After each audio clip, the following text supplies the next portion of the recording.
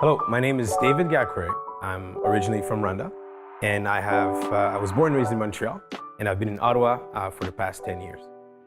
My areas of interest are those of diversity and inclusion. I had a chance to become more aware and work more in those realms. But most explicitly, it's the matters when it's rooted in respect, in full acceptance, but also working directly and every day towards removing or reducing any barriers for full inclusions and full participation in society. I've had a chance to be in Ottawa, or the National Capital Region, for 10 or so years, and I've been blessed in having a mainly positive experience. But far too often, there is lots of times where some spaces I haven't been allowed to be part of. I've had a tough time having access to them, or worse, when I have finally accessing places that I'm entitled to, I was not feeling welcome. There's sometimes not anything worse than your presence or your being not being accepted when you're supposed to be somewhere. It's part of those reasons why I think events and moments like Black History Month are important, because we're intentionally taking the time to remember the many things that we're celebrating from the countries of Black folks in Canada and what we do. It's part of my resolution this year to continue to be more intentional and more intentional in the two areas that I like, which are diversity and inclusion, working towards that, but also giving myself the homework to do a lot of learning towards that, unlearning towards that, and hopefully helping others and myself be more comfortable in it and encouraging others. Lastly, I think Black History Month is not only celebrated to remember what is past, what is the future, as well as the many things we're doing in the community, but it's also an invitation to others to take part, to strongly support. There's many things to celebrate, but also not just being, we often hear the words of allyship and being an ally, which should not just be a one-day badge of honor, but it's something that we should do every day and should be continued. So I strongly encourage folks to take part, celebrate with us, remember with us, listen to our stories, come to our communities, but also be with us not only in good times, but also when it's tougher times and as we stand together.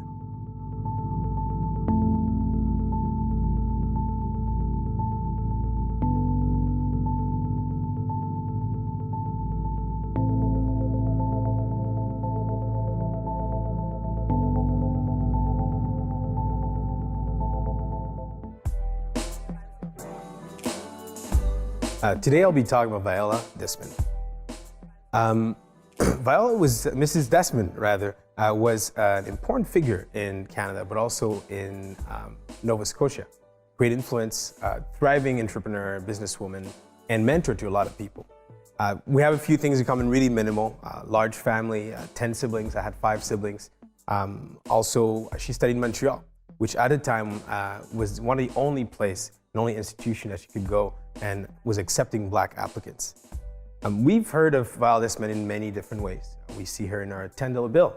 We also have a chance to see her in the Heritage Minutes and Moments, which are really important to remember. At that time in 1946, when she was escorted out and faced violence for just being herself and wishing to just enjoy a normal experience and activity and just live and be herself in the movie theaters. That point was important for many, many reasons. One of them was that while she was a thriving entrepreneur and well within her means, she was willing and able to pay for the fees. But the patrons were not accepting her for being herself and sitting with whites, but rather going into the non-white section and segregated sections upstairs. Violently was she pushed away, but she also even more faced violence by the justice system.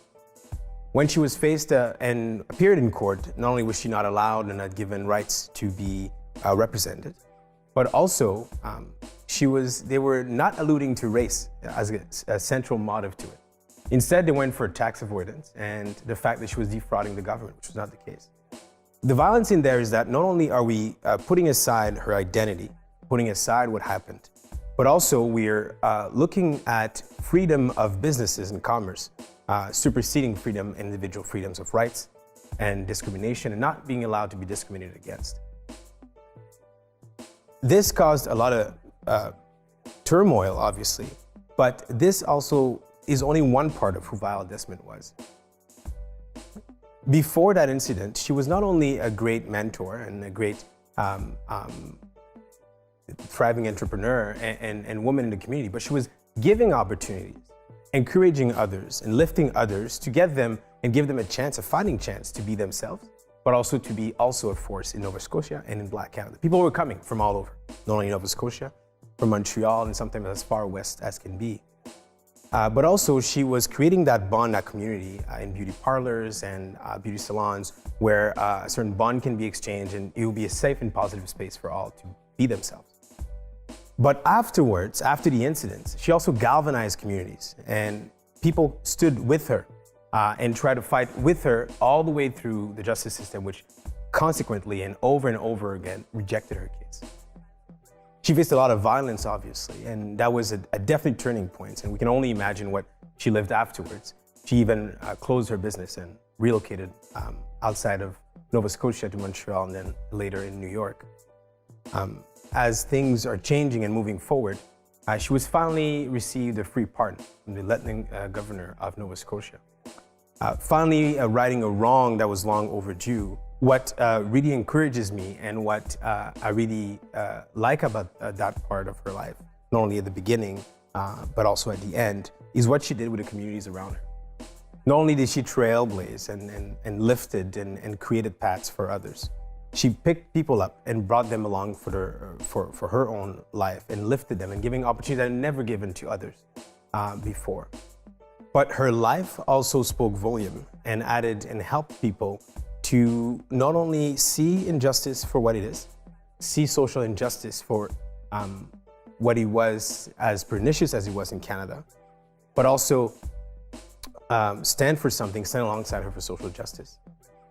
We see her again every day. We recognize her in 2019 as the Government of Canada as a Historic Person of the Year. We see her in our $10 bill. We see her in Historica Canada.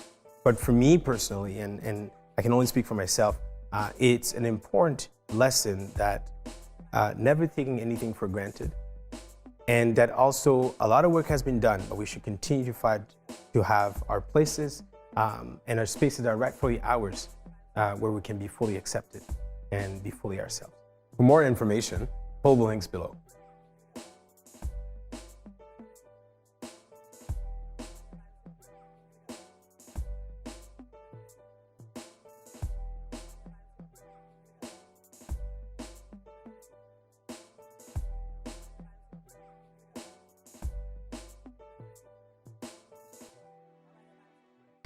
Good morning, McTavish. I'm your host, Yahie, and today it is a day 2.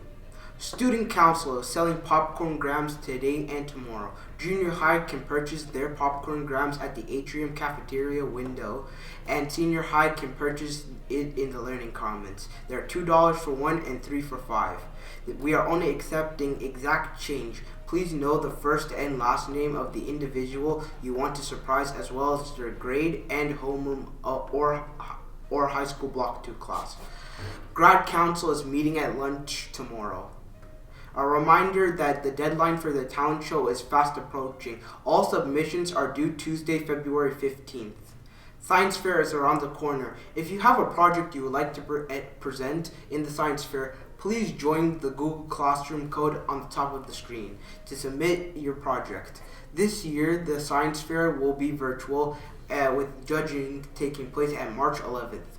Project submissions are due at March 7th. Next week is Valentine's theme week. Monday is Marauder Monday with a twist. Please see your poster to know what Valentine's Day inspired color you should wear to earn team points per person. Tuesday is Random Act of Kindness Day. Wednesday is Self-Care, and Thursday is Formal Day. The junior high gym will be opened up for the first half of lunch today. 9B will be in the gym A and 9K will be in gym B. The varsity gym will be open for the second half of lunch for grade 11th and 12s. Miss Loader just wants to remind last semester's construction class to please return the safety glasses they bored. Also, don't forget to come and get your projects. This Friday is 90s Grunge Day. Happy birthday to Haley. Here's a fun fact for the day.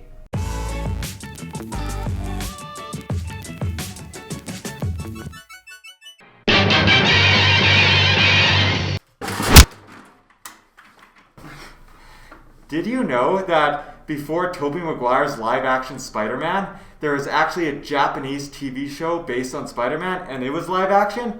Yes, Peter Parker, who is now Takuma Yamashio, actually had a giant robot Megazord and a gun. This was in the 1970s. How wild is that? Spider-Man, Spider-Man, does whatever a spider can, spins a web.